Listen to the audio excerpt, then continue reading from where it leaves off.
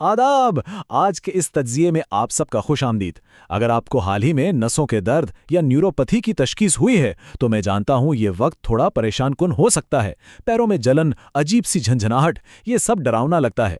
लेकिन घबराइए नहीं, आज हम यहाँ बिल्कुल यही बात करने वाले हैं कि कुदरती ग़िज़ाओं के ज़रिए आप इस दर्द को कैसे कम कर सकते हैं और अपनी नसों की मरम्मत कैसे कर सकते हैं। ये मालूमात सीधा तहकीक और तिब्बी ज़राए से ली गई हैं ताकि इस सफ़र को आपके लिए आसान और पुरउम्मीद बनाया जा सके। तो चलिए शुरू करते हैं। आज हम क्या क्या देखने वाले हैं? सबसे पहले हम नसों के नुकसान की बुनियाद को समझेंगे। फिर हम एक आसान ग़िज़ाई मरम्मत का किट बनाएंगे।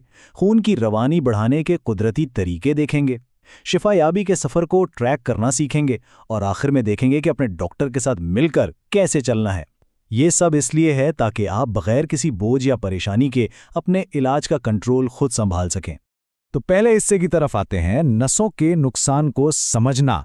ये जलन, ये सुनपन जो आपको रात भर सोने नहीं देता, मैं समझ सकता हूँ ये कितना तकलीफदेह है। लेकिन किसी भी चीज़ को ठीक करने के लिए पहले उसे समझना ज़रूरी है ना?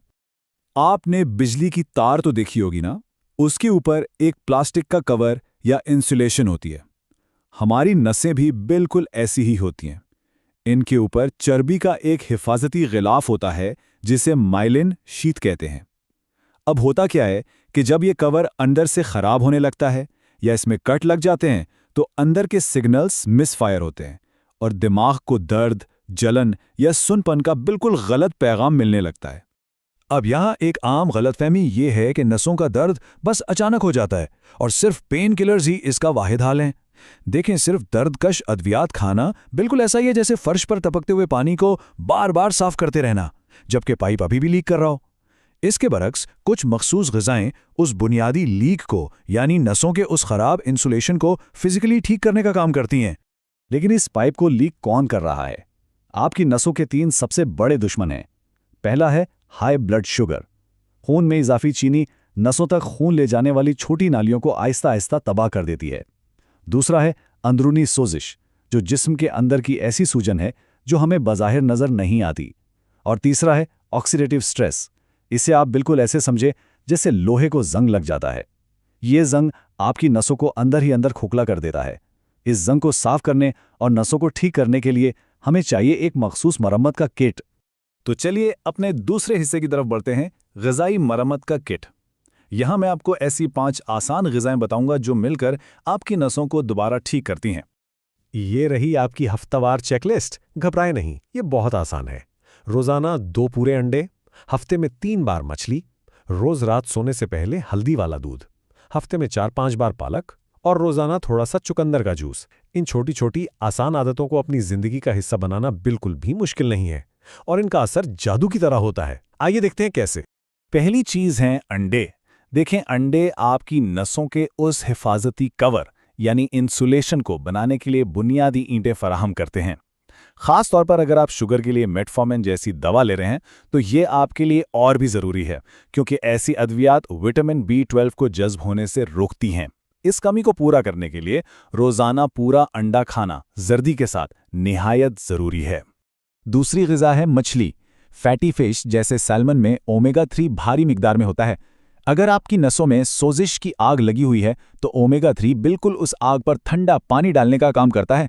ये अंदरूनी सोजिश को शांत करता है और नसों के जले हुए कवर पर नया पैबंद लगाता है। आप जरा इस अदद पर गौर करें, 2000%।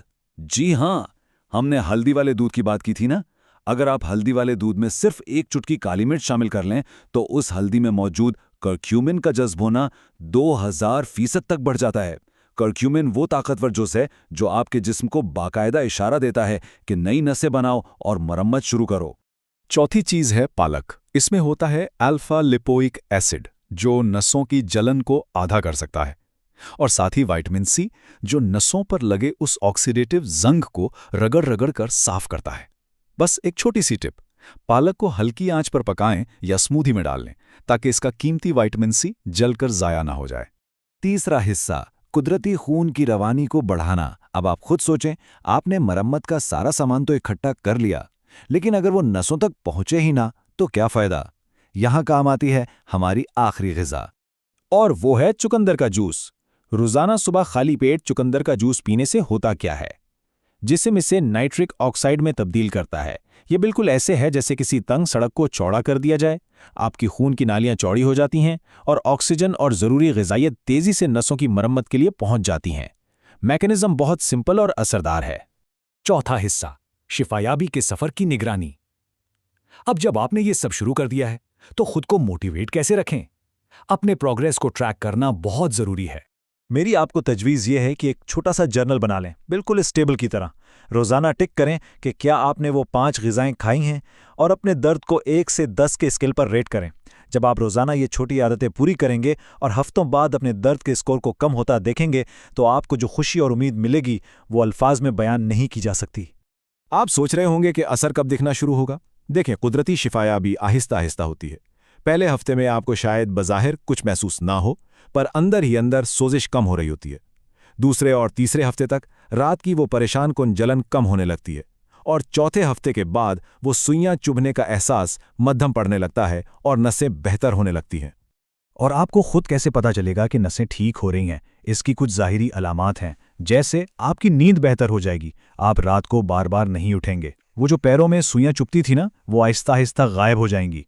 और सबसे बड़ी खुशी की बात, एक अरसे के बाद आपके पैर ज़मीन को दोबारा नॉर्मल तरीके से महसूस करने लगेंगे। 5वां और आखिरी हिस्सा, अपने डॉक्टर के साथ तावन। देखें, ये ग़िज़ाई तब्दीलियां बहुत ताकतवर हैं, लेकिन ये सबसे बेहतर काम तब करती हैं जब आप इन्हें अपने प्रॉपर मेडिकल ट्रीटमेंट के साथ लेकर चलें। अपने डॉक्टर के साथ मिलकर एक टीम की तरह काम करें। अगली बार जब उनसे मिले तो पूछें कि आपकी मौजूदा अद्वियात का नसों पर क्या असर है। क्या कोई दवा इन कुदरती ग़िज़ाई अज्जा को जज़्ब होने से रोक रही है, और इस ग़िज़ाई मुरम्मत के किट को अपनी रूटीन में महफूज तरीके से कैसे शामिल किया जाए। एक अच्छा डॉक्टर आपके इन सवालात का हमेशा खैर मकदम करेगा। तो चलिए, इस मालूमाती सफ़र के आखिर में मैं आपके पास एक अहम सवाल छोड़कर जा रहा हूँ। आज बिल्कुल इस वक्त शिफायाबी के सफ़र का आगाज़ करने के लिए आप कौन सी छोटी सी ग़िज़ाई तब्दीली अपनी ज़िंदगी में लाएंगे? क्या आज रात आप हल्दी वाला दूध पिएंगे या कल सुबह नाश्ते में अंडे शामिल करेंगे? फ़ैसला आपका है। हमेशा याद रखें, आप अपने जिस्म और सेहत पर दोबारा कंट्रोल हासिल कर सकते हैं। इस तज्ज़िये में मेरे साथ शामिल होने का बहुत शुक्रिया और आपके शिफायाबी के सफ़र के लिए ढेर सारी नेक तमन्नाएं।